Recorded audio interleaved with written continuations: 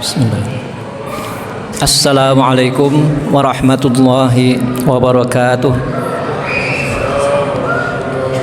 Alhamdulillah, wassalatu wassalamu ala rasulillah Sayyidina Muhammadin ibni Abdillah wa ala alihi wa sahbihi wa mawala wa la hawla wa la quwwata illa billah.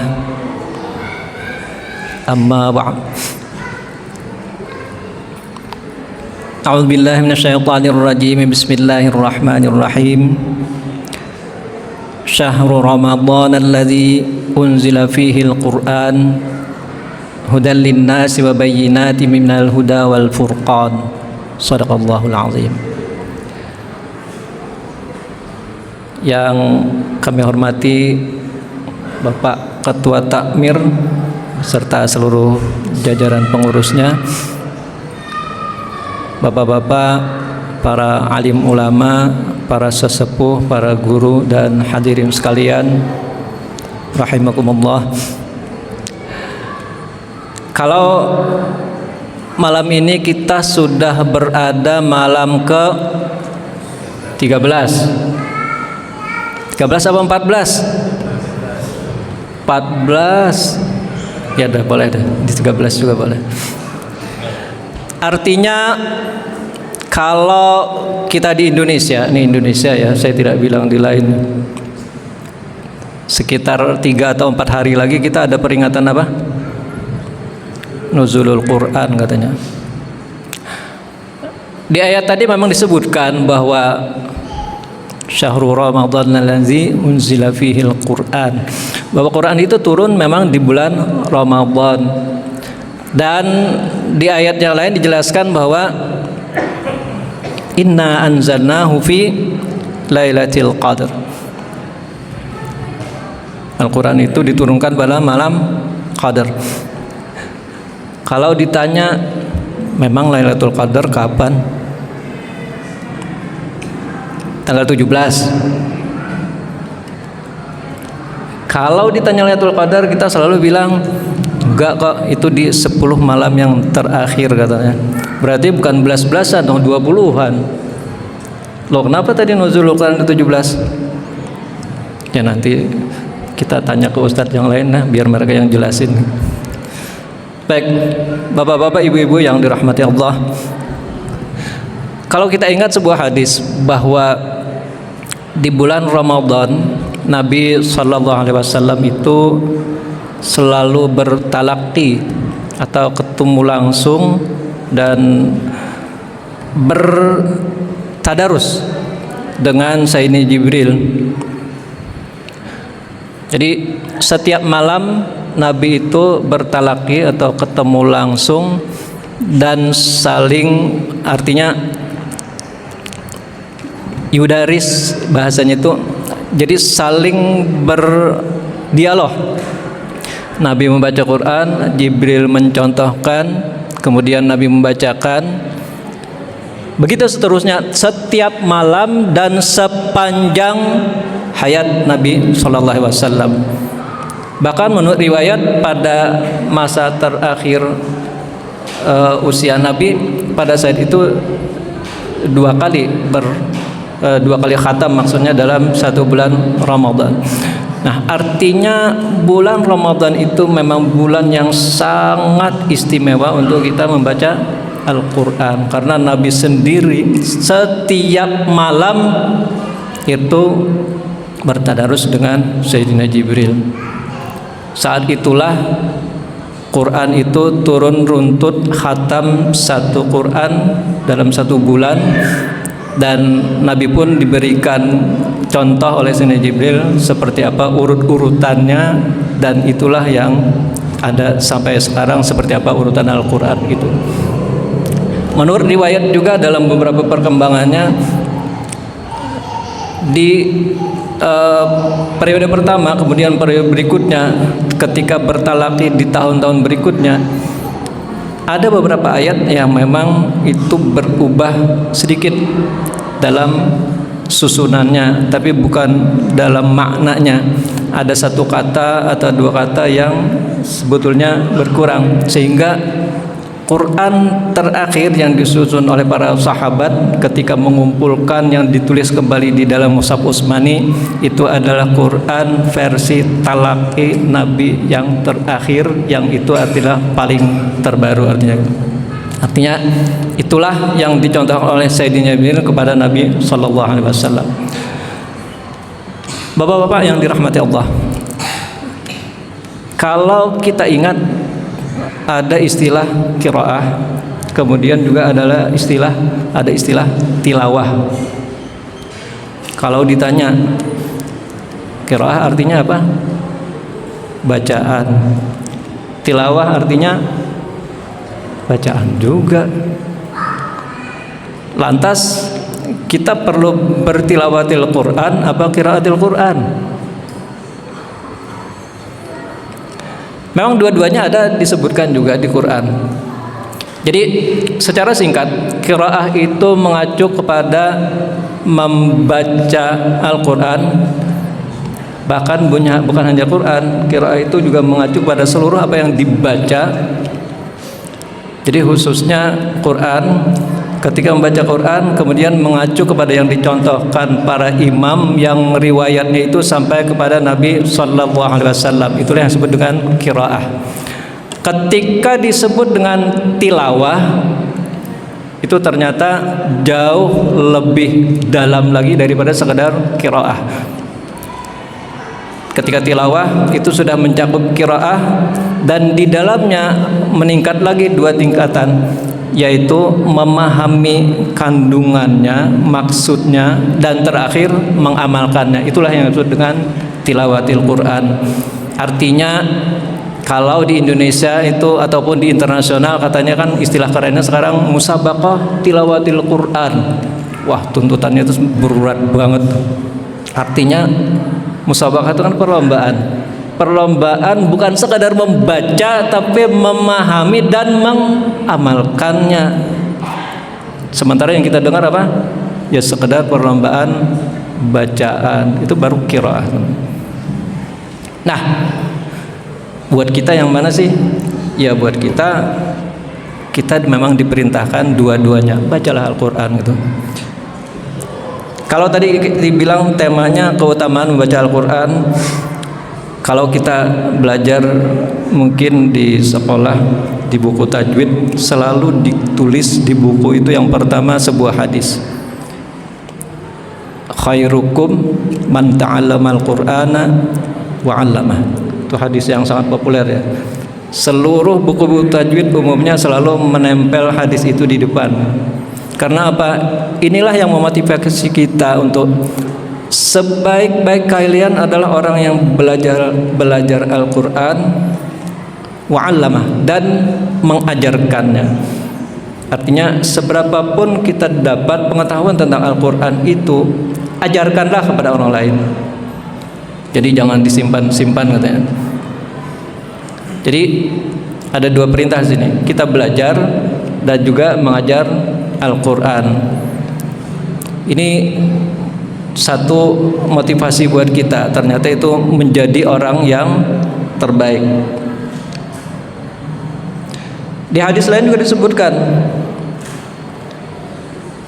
man qara'a harfan min kitabillahi falahu bihi hasanatun wal hasanatu bi'asyri amsalha la aqulu alif lam mim harfun walakin alifun harfun wa lamun harfun wa mimun harfun. Barang siapa yang membaca satu huruf dari kitabullah, maka baginya satu kebaikan, dan kebaikan itu nilainya adalah 10 kali lipat. Artinya satu huruf yang dibaca itu nilainya 10 kali ganjaran kebaikan. Dipertegas lagi di hadis ini, la aqulu alif lam mim harfun. Aku tidak mengatakan bahwa alif lam mim itu satu huruf, tetapi alif satu huruf, lam satu huruf, dan mim satu huruf. Artinya alif lam mim berapa huruf? 3 berarti 3 kali berapa tadi kebaikan satu huruf? 10, berarti kita sudah berapa? 30 kebaikan hanya dengan alif lam mim. Bayangkan kalau kita baca Bismillahirrahmanirrahim, berapa huruf?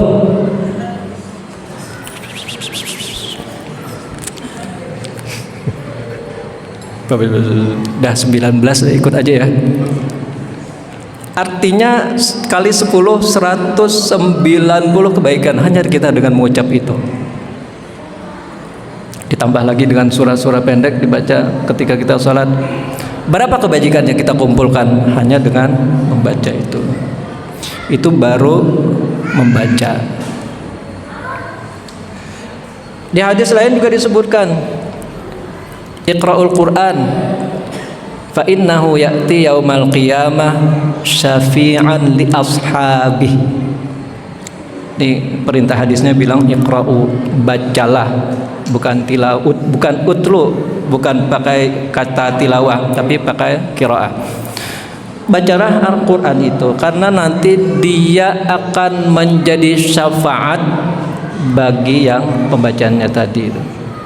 Jadi di samping syafaat Nabi sallallahu alaihi wasallam yang selalu kita ingat-ingat, ternyata Al-Qur'an juga menjadi syafaat nanti pada hari kiamat. Kemudian ada lagi hadis lain, Al-mahiru bil Qur'an ma'a safaratil kiramil bararah walladzi yaqra'ul Qur'ana wa yatatatta' fi wa huwa 'alaihi syaq fa huwa ajran. Nah, walahu ajran. Orang yang mahir membaca Quran, orang yang mahir dengan Quran itu termasuk juga penghafalnya, ma'asafiratil kiramil bararah, dia akan bersama malaikat yang mulia nanti pada hari kiamat. Adapun orang yang terbata-bata susah membacanya dan dia berat banget, falahu ajron, maka baginya 2 pahala. Artinya apa? Seberapapun tingkatan kita membaca Al-Quran, selama kita membaca tidak ada nilai negatif, semuanya nilainya positif.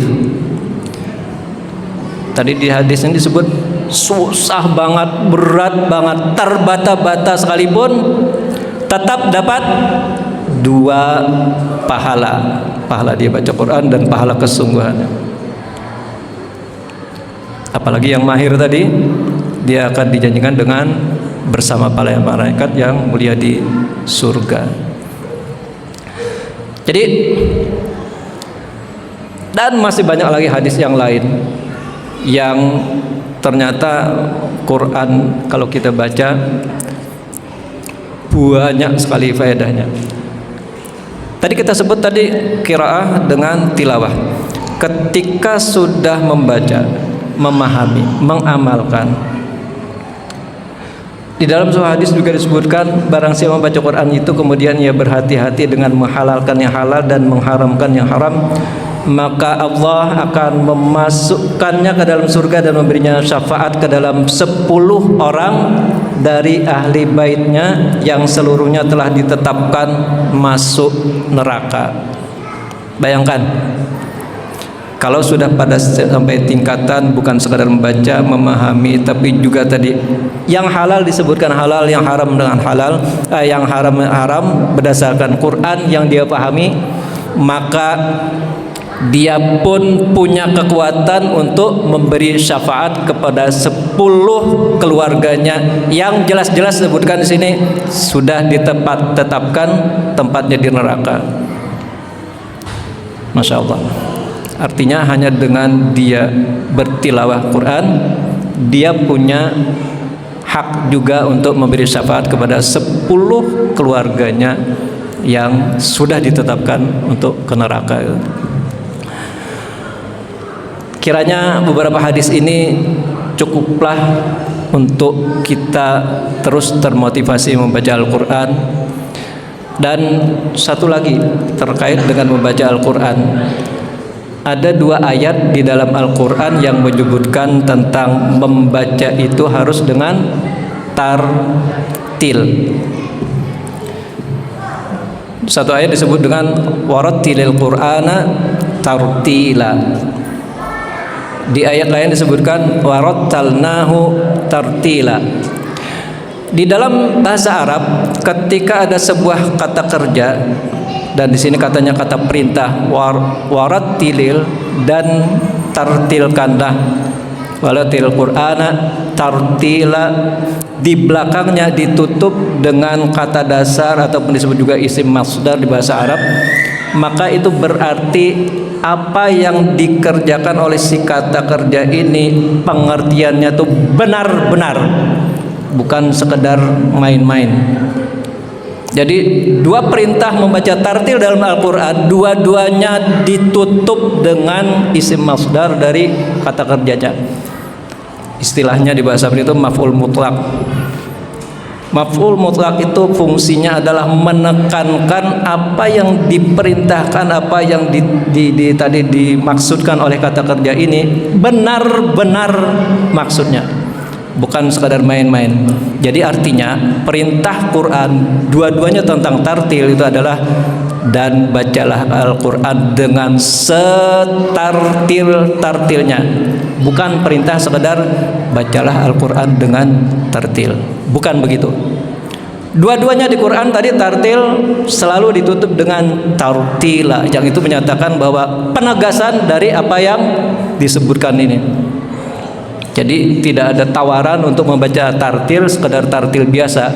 Perintah Quran jelas dua-duanya menyebutkan tartil adalah tartil yang maksimal, tartil yang sebenar-benarnya. Tidak ada kata lain tentang tartil dalam Quran kecuali dua ayat ini, dan dua-duanya ditegaskan dengan penutupan maf'ul mutlak tadi.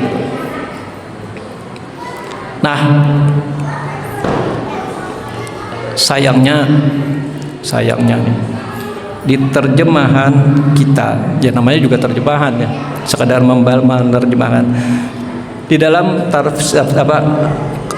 terjemahan Kemenak disebutkan dan bacalah Al-Quran itu dengan perlahan. Itu terjemahnya itu.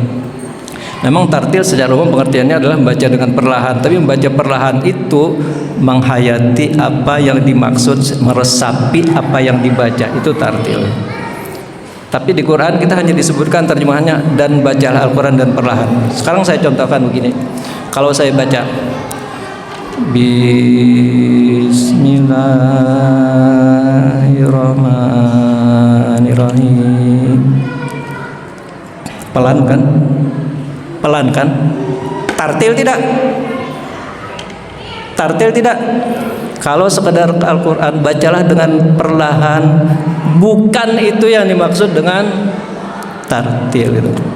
Tapi membaca dengan meresapi apa yang dimaknai, apa yang dikandung oleh apa yang sedang kita baca. Makanya disuruh pelan itu agar kita bisa meresapi apa yang kita baca, bukan baca lewat gitu.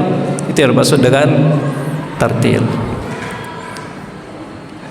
Itu saja mungkin sekedar pengingat kita buat memotivasi kita bersama agar yuk manfaatkan mumpung kita menjelang momen-momen nuzulul Quran. Kita ingat kembali bahwa bulan Ramadan ini Nabi setiap malam melakukan talaqi musyafahah dengan Sayyidina Jibril. Kita pun juga patut untuk mencontohnya. Ambil momen di bulan ini, bulan yang baik karena Quran turun di bulan Ramadan. Dan kita ingat tadi betapa banyaknya keutamaan dan ganjaran kalau kita membaca Al-Quran, meskipun bacaan kita belum sampai tingkat tartil yang mahir tadi. Dengan terbata-bata saja tadi, tidak ada kata minus, semua kata positif kalau kita membaca Quran. Mudah-mudahan Allah Subhanahu wa taala tetap berikan kita kekuatan dan keistiqomahan untuk bertilawatil Quran. Demikian, mohon maaf kalau ada kurang dan salah. Assalamualaikum warahmatullahi wabarakatuh. Waalaikumsalam.